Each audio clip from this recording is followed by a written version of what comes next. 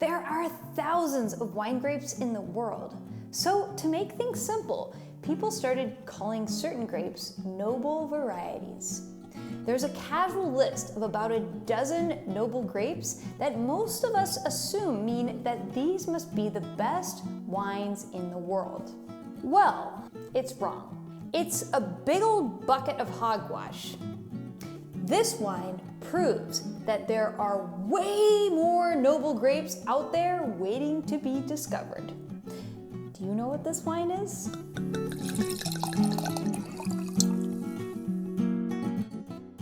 In this glass is a unique wine from somewhere in the world.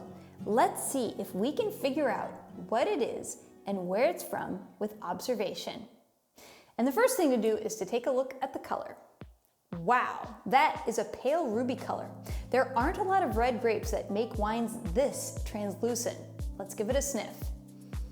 I get dried strawberry, dried cranberry, rose, volcanic pumice rocks, and a little bit of peony. It's really a complex nose.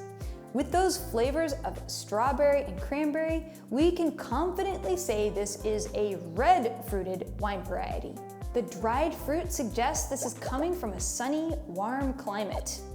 The volcanic pumice tells us we've got some classical wine region notes. Perhaps this is from somewhere in Europe. Let's check the structure.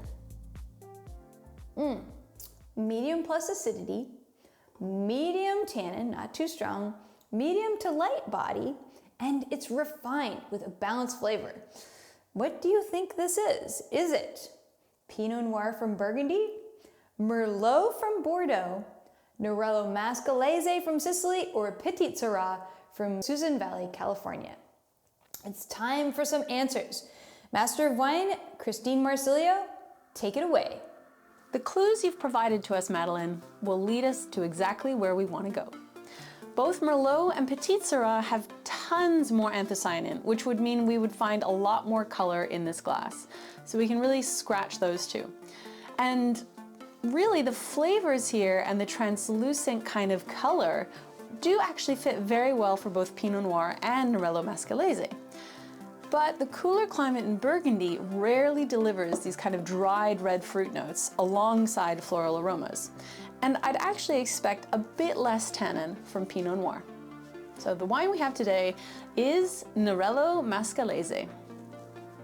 Nerello Mascalese grows almost exclusively in Sicily.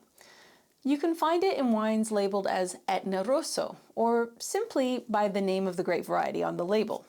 Its complex red fruit and earthy aromas put it up there with some of the most noble grapes in the world. It's also capable of producing bolder, age-worthy, more tannic wines as well, which is a great trait to look for wines that you're planning on cellaring. Okay, Madeline, give us the big reveal. What are we tasting today? Today we're tasting Giovanna Vurria, a Nerello Mascalese from Sicily. Let's find out more from the winery. Hi Wine Folly members, thanks so much for featuring our Nerello Mascalese. My name is Melissa and I'm here at Giovanna Winery in Western Sicily. We're a family winery called Giovanna.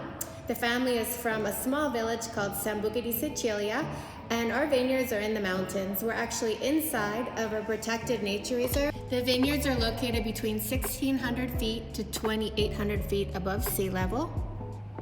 And this year, we're celebrating 27 years of certified organic viticulture. We hope you enjoy the wine and thanks again. So there you have it. Do you think Nerello Mascalese deserves to be a noble grape? Or are there any other rare grapes you'd like to nominate? Let us know in the comments below. This wine is part of Wine Folly Club. So if you'd like to taste along, you can become a member. And we've got more videos like these coming up, so definitely subscribe if you'd like to learn more about wine. Until next time, happy tasting, peace out.